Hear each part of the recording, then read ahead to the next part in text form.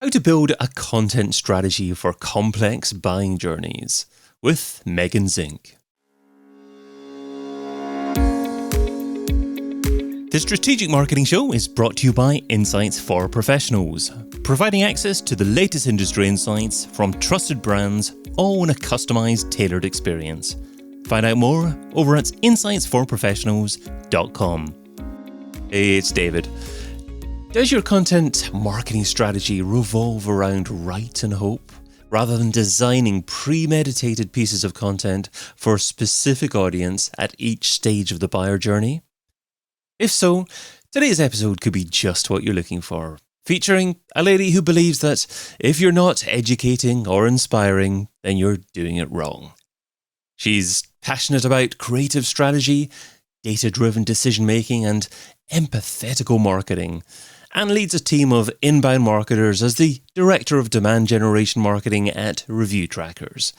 A warm welcome to this Strategic Marketing Show, Megan Zink. Hi, thank you so much for having me, David. I am so happy to be here to talk about inbound marketing, demand gen, all things that I love best. Great stuff. Well, good to have you here, Megan. You can find Megan over at ReviewTrackers.com. So, Megan, how do you build a content strategy to better align with a lengthy, convoluted buyer journey? To give the audience just a quick perspective, I actually came in as the content marketing manager of the company and have since, hand to hand in content strategy, overseeing social media, SEO, technical SEO, all things user experience on the website, all important pieces of this content strategy. Moved up, into the demand gen world, now senior director of demand gen at ReviewTrackers. I'll start by saying we were steering a very big ship that is very slow. So ReviewTrackers is a SaaS, a MarTech SaaS, which stands for software as a service. For those, I'm sure everybody knows because it's for B2B here. But we are a review aggregator, and then we also use natural language processing to allow people who use our platform to see business insights. And we're talking to C-suite. And so I say all of that because they were very important factors of this big slow ship turning. We decided to strategically move up market. And so moving from a historically small business buyer to mid-market enterprise buyer is a very complex journey. So when I got in here, one of the first things that we did with our content strategy is we actually examined, I had led the charge of examining how people were actually consuming content on our website. And we realized that it wasn't really the greatest experience. So we overhauled that.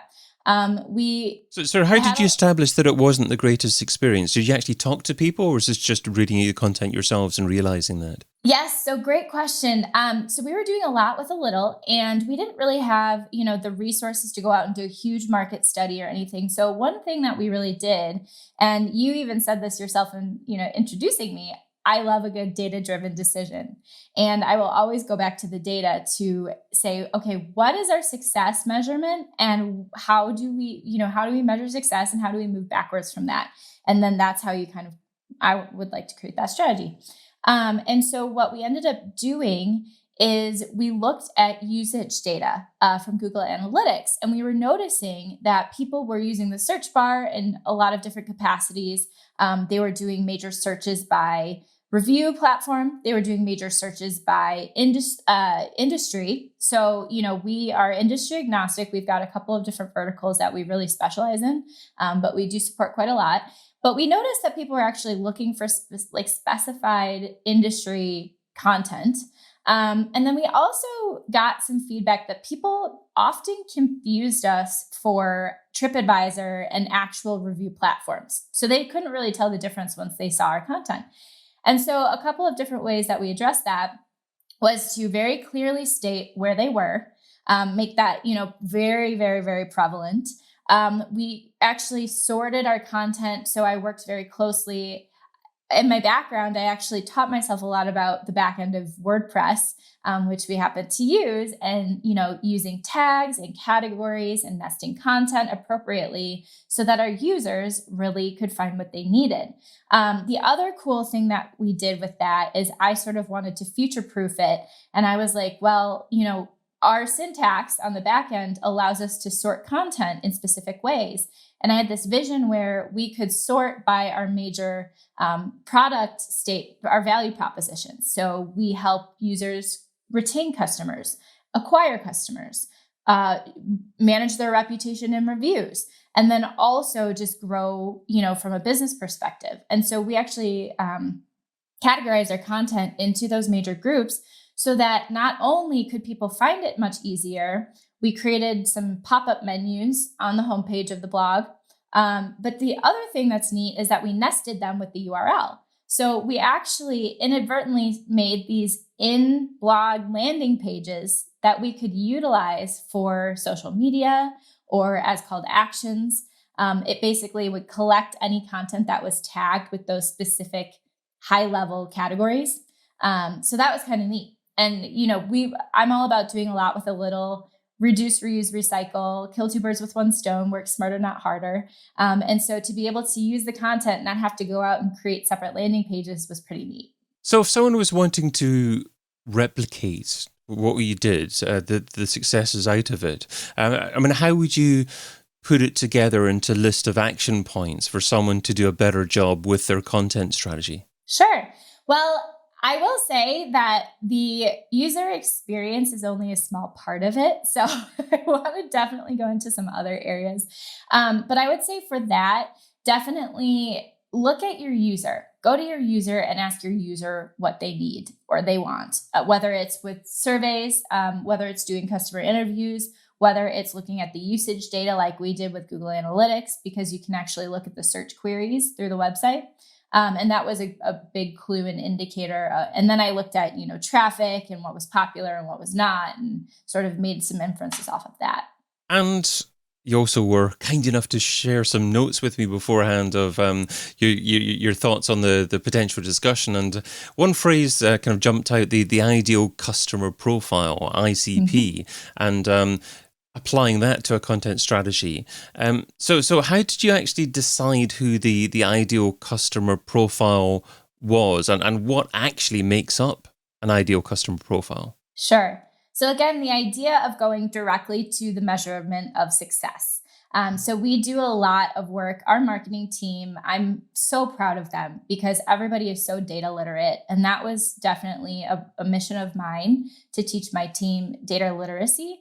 So that we could all make really great decisions to decide our strategies. Especially, with demand gen, it's all about, we're putting so much out there. And so if we're not attracting the right person, then that's a problem. So we went directly to our sales data and we looked at, who made up our closed won deals. And so we really built the ICPs off of that. We also talked to the sales team. We talked to partnership. It was definitely not built in a silo. We made sure to reach across the aisle because at the end of the day, there's that tale as old as time. Sales and marketing are a little head to head sometimes, but really we're trying to be in service of each other. And I think that's really our major philosophy at ReviewTrackers, is always saying, okay, is this working? Are you closing deals? Are you closing the right deals? And so again, going to that end of the road, this is what we hope to achieve. And then working backwards slowly was able to help us to build that ideal customer profile by vertical specificity, by seniority level. We identified that there are the front end users of our product. And then there's also the buyer, which is not necessarily the front end user of our product. But they see the value that, and the impact, the business impact and operational impact that our program, which, at the face of it looks like maybe it's helping you respond to reviews. But when you can actually pull out customer experience data and apply that to your business operations and make valuable changes that actually help you to not only retain customers and build loyalty, but also acquire new ones, because all of that has to do with SEO and how you are visible online, that's a big deal. So all of that's a long-winded way of saying, go directly past go, do not stop, do not collect $200, go to the final end of the road success that you're hoping to achieve, and then work backwards. Okay. Let's put some more meat on what content strategy means, because I think that a lot of marketers think that they've got a content strategy, but it's really just a list of different article titles that they intend to publish over the coming few months. So what from your perspective, what is a content strategy, and how often does it need to be refreshed? Wow. How much time do we have, David? The reason I ask is because I could talk about that forever, but that's a really good point. I think, when people talk about content strategy, it's like, oh, are we producing blogs? Yes. Great. Check off the box. We've got a content strategy, but really, I think giving a bit of an anecdote of one of the things that we needed to solve for was that will kind of answer this is we did an audit, a content audit, and we actually built an asset library. We have so much content. We're a marketing technology. I'm in marketing and a marketing technology. We know the importance of content. So I was very lucky to inherit a very strong content foundation. But then what we had like over 700 posts, possibly even 1,000. And so one of my goals was to organize all of that. And we kind of did a V2 version where we organized every single piece of content into a spreadsheet, and we labeled it not only by the level of the funnel and the buyer's journey that it would apply best to. So either, awareness, consideration, decision. We also labeled it as with the buyer in mind. So is it the decision maker, or is it the actual, the influencer, the user of the product?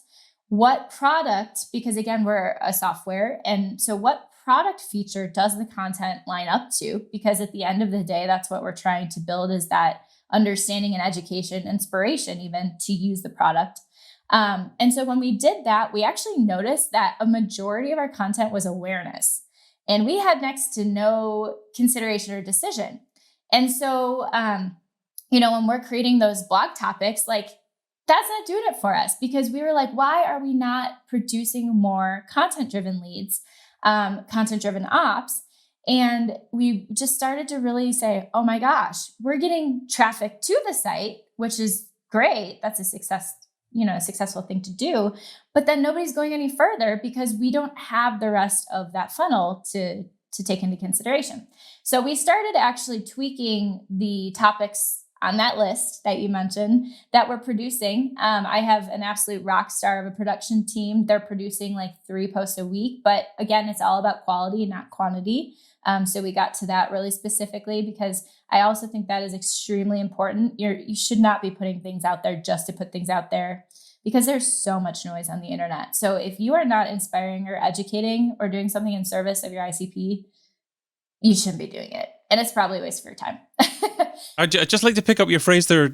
So you said if you're not inspiring or educating, I think educating is what a lot of big enterprise brands and B2B brands need to do more successfully. And again, they don't really have a very well planned out way of doing that.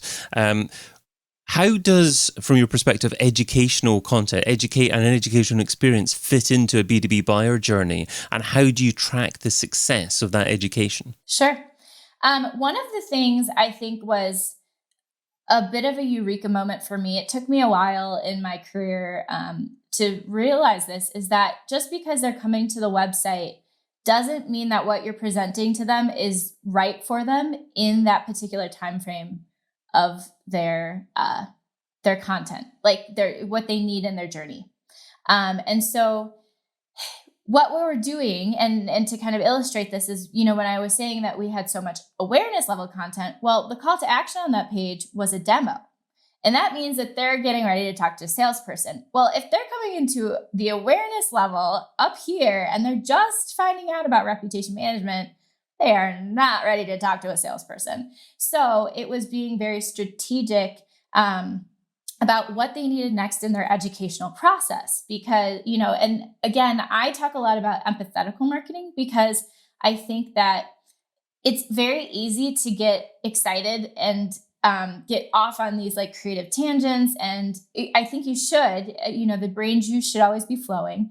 But I think if you are not putting yourself in the customer's shoes and saying, what do I need next? you might be missing the mark. And so in order to, to be able to measure that and say, we're looking at, again, I'm always in sales data. So just because I'm doing stuff on marketing, I'm typically looking at how many leads, what the quality of the leads are, what stage of the leads are they? Are we producing a lot of closed unqualified? Because if that's the case, that's a problem with content. We need to be tweaking it. We need to be going after maybe a different, audience. Then when they get to the opportunity stage, if we've got a lot of closed lost opportunities, well, then to me, there's a lot of different factors, but one of them could potentially be like they didn't have enough information to be able to make a decision that would lead them to working with us. And so that's where we kind of are like, we're sort of revamping that. Again, my team full of rock stars. We've got a whiz at automation nurturing, and automation, email automation, things like that with chat. She's got a background in ABM, so she's kind of overseeing all of how do you create this multi-channel experience with content. So she's repurposing that content that brought them in the first place in emails, in the chat. So really it's just, did they get the right information at the right time? I had mentioned that audit that we did. Another piece of that audit was a call to action audit. So it's like, okay, we've got awareness. Well, we'd probably want to get them to the consideration stage, not the decision-making stage, which we had been blanketing the site with demos. And again, that's not what they needed in that time period of their educational process. And so now we've started inserting, okay, this is awareness content. We know we need a consideration call to action. And so we're now we're starting to measure the efficacy of that sort of orchestration and organization of the content that we already had. And we're starting to see some really exciting success. I was actually just pulling numbers today out of pure curiosity. And from 2021 to 2022, and so this, mind you, was a full year of 2021, and we still have 4 months of 2022. But we actually increased our total opportunities from organic search traffic by 366% from last year. So doing all of this, we also are engaging an external agency who is working a lot with us on technical SEO and, optimization in areas where maybe we're, falling through the cracks. But yeah, so that's a little bit of how, the educational journey is very complex. And we just started really reimagining, like, okay, are we really serving everybody the things that they might need in each step of it? And if not, then we need to rethink that. Megan, I think there's a question that you asked and towards the beginning of what you said then, something like, did we serve them the right information at the right time? And I think that every content marketer needs to be asking that question with every single piece of content on their website. I think that was so well put. If you are serving the right piece of content at the right time to the right audience member, to the right target buyer, then surely your content strategy is spot on there. So I think a wonderful phrase for many marketers, many content marketers certainly to be thinking of. I also think, Megan, perhaps we can arrange ideally a part 2 of this discussion, because I sense that you've got so much more to share. But for now, let's move on from what works now to planning for the future. So in your opinion, what is the biggest marketing trend or challenge for marketers over the coming year? That is a great question, David. And I don't know if I can narrow it down to one, so I'll give half of an answer of one and half of the answer of the other. So I think one of the biggest challenges facing us today, so when I talked a lot about that full circle data analysis and really leaning on the data to make the decisions to get the right content in front of the right person at the right time, the lack of potential attribution that we are facing because of the doing away of cookies is a little scary. And so that was a huge uphill battle.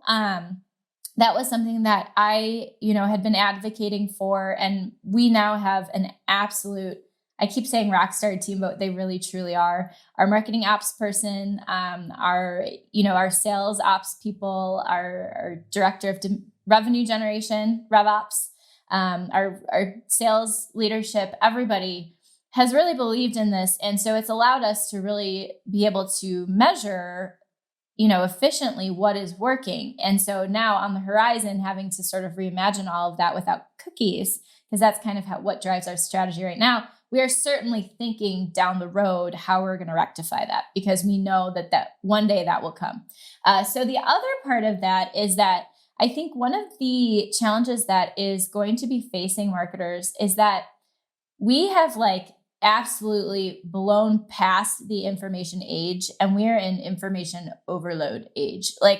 There is too much stuff out there. I can't consume content. I am a black sheep. I create content for a living, and I literally can't even consume it because there's too much.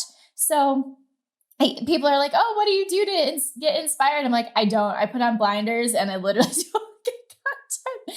So I think it goes to show you that we're going to have a tough time if you are not really paring it down to the absolute necessities of content, like what engages, what inspires, what educates. I think you have to be really ruthless about that, because we're all starting to feel it. We're putting so much time and effort into email marketing, and we know that we actually have wonderful open rates and click-through rates. So that's, we're at 16%. We're in terms of B2B industry best, I think we're doing really well. I'm super proud of the team.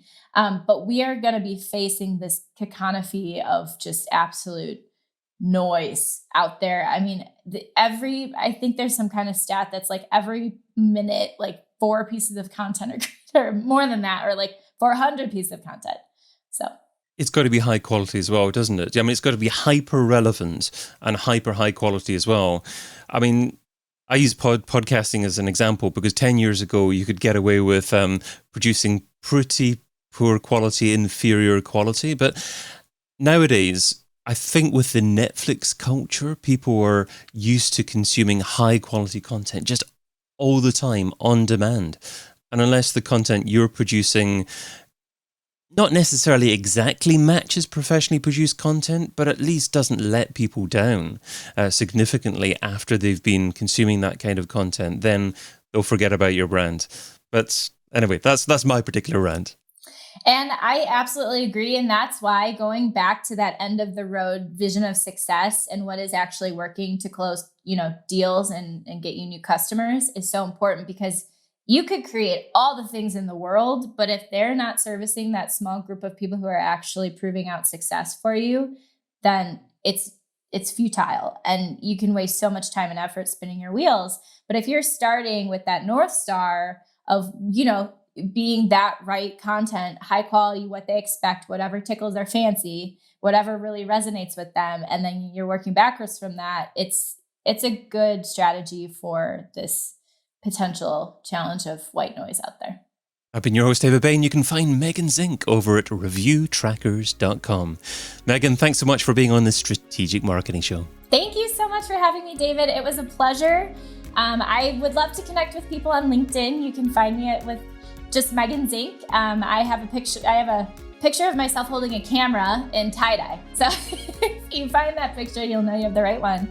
I love talking about marketing and potentially part 2. Superb. That sounds enticing. And we will, of course, include the social links that you mentioned in the show notes at insightsforprofessionals.com. Thanks again. And thank you for listening.